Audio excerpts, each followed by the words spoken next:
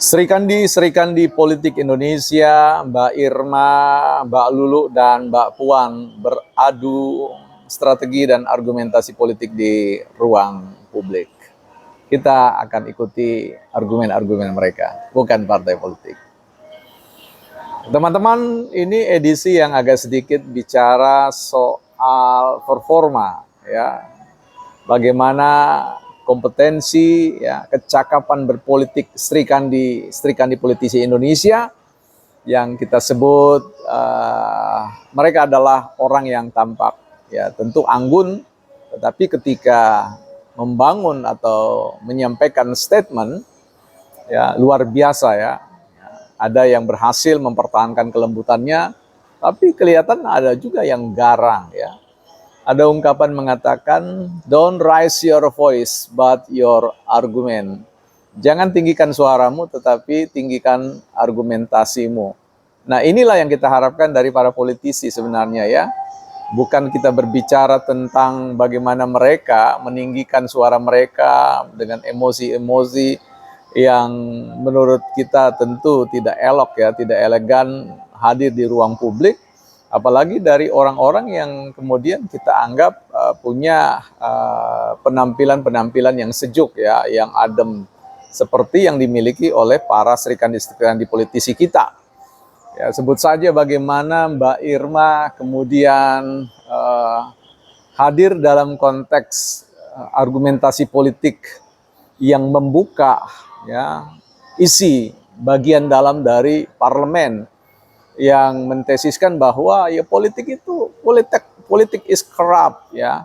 Politik itu adalah corrupt, ya. Memang itu merupakan sebuah kutukan, ya, memang bahwa tidak ada proses politik yang sebenarnya itu kan kita malu menyebutnya. Bagaimana transaksi politik yang terang-terangan di depan mata itu, bahkan orang setelah kalah dalam kontestasi tagih sana tagih sini, seruduk sana seruduk sini, ya, di depan publik, ya, diviralkan dan seolah-olah tidak berdosa, tidak bersalah dalam konteks persoalan itu. Ya, itulah berbicara tentang margin errornya politik kita di Indonesia, bahwa politik itu punya bias-biasnya, punya problem-problem, ya, katakanlah kecacatan-kecacatan, sekalipun banyak orang yang selalu ingin mencari, ya, mencari etika, muatan-muatan etik di tengah-tengah sebuah sistem yang korup. Nah, saya tidak tahu bagaimana menjelaskannya itu, pakar-pakar politik, ya, pakar-pakar etik, pakar-pakar filsafat lah yang mungkin boleh hadir untuk membantu menjelaskan persoalan itu.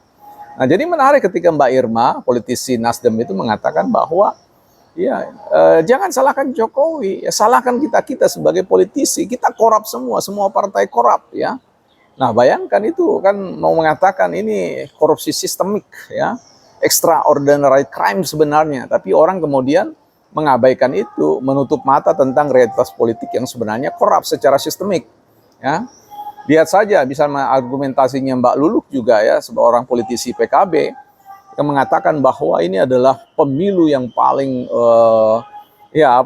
pemilu yang sangat tidak bermartabat, ya, punya titik nadir, titik terendah, ya, bahkan minus dikatakan, ya, ya, semacam politik ugal-ugalan lah seperti itu. Nah, lain soal dengan Mbak Puan, ya, ingin belajar menerima kekalahan dan sebagainya, ya, bahwa ya bagaimanapun juga realitas kontestasi itu ada pihak yang menang dan ada yang pihak yang kalah. Tapi kalau mau bicara tentang kecurangan, menarasikan kecurangan-kecurangan, kembali kepada tesisnya Mbak Irma tadi, bahwa ya kita mesti mengaku bahwa kita semua partai itu korupsi, ya, dalam tanda kutip. Ini kan sebuah statement argumentatif yang ekstrim, yang radikal, yang sebenarnya punya nilai kebenaran yang tidak bisa disangkal. Bagaimanapun juga ketika kita berbicara tentang politik, ya, kalau kita mengambil pemikirannya James Buchanan terkait dengan I like the noise demokrasi, ya. Jadi dia lebih exciting dalam konteks menghadapi demokrasi yang noise, ya, yang dipenuhi dengan hingar-bingar, ya, keriuhan, ya, kebisingan atau sesuatu yang sebenarnya variabel-variabel pengganggu yang luar biasa.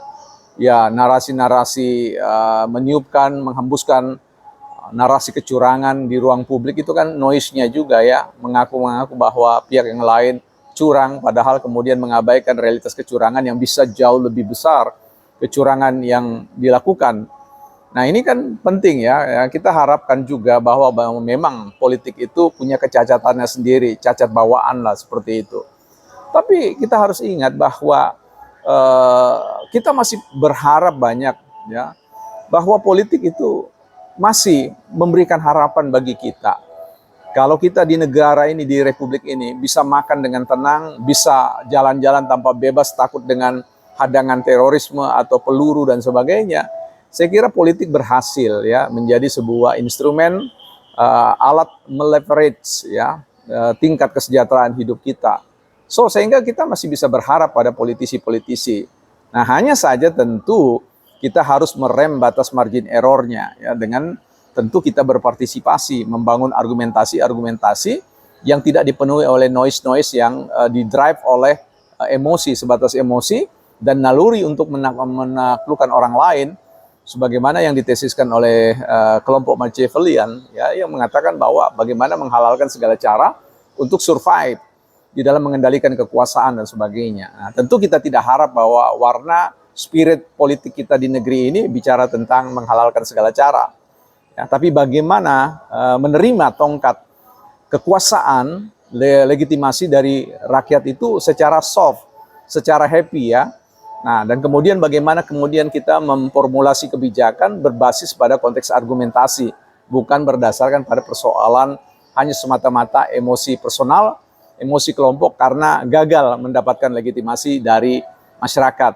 Jadi dari rakyat. Nah, karena itu serikandi-serikandi kita ini ya perlu kita lihat bahwa ya sah-sah saja Mbak Lulu mengatakan bahwa demokrasi ini minus dan sebagainya. Tapi realitasnya kan tidak demikian ya. Jangan sampai mengulangi kesalahan sejarah bagaimana Ganjar dan Anies memberikan sebuah penilaian yang tidak rasional.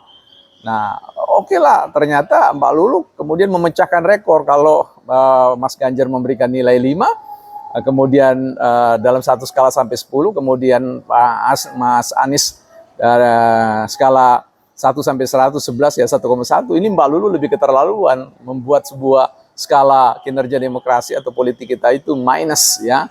Nah ini saya kira juga tidak realistis ya Mbak Lulu ya.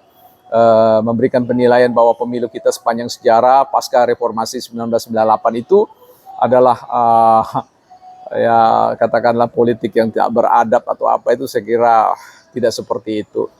Kita bisa menonton channel ini atau kemudian membangun argumentasi politik di ruang-ruang media sosial ini kan bukti bahwa ada kemajuan-kemajuan skala progres yang cukup signifikan dalam proses demokrasi di Indonesia. Menurut saya demokrasi di Indonesia margin noise-nya itu masih di bawah 2,2% ya, saya kira seperti itu. Jadi sangat masih bisa dinikmati, bukan partai politik.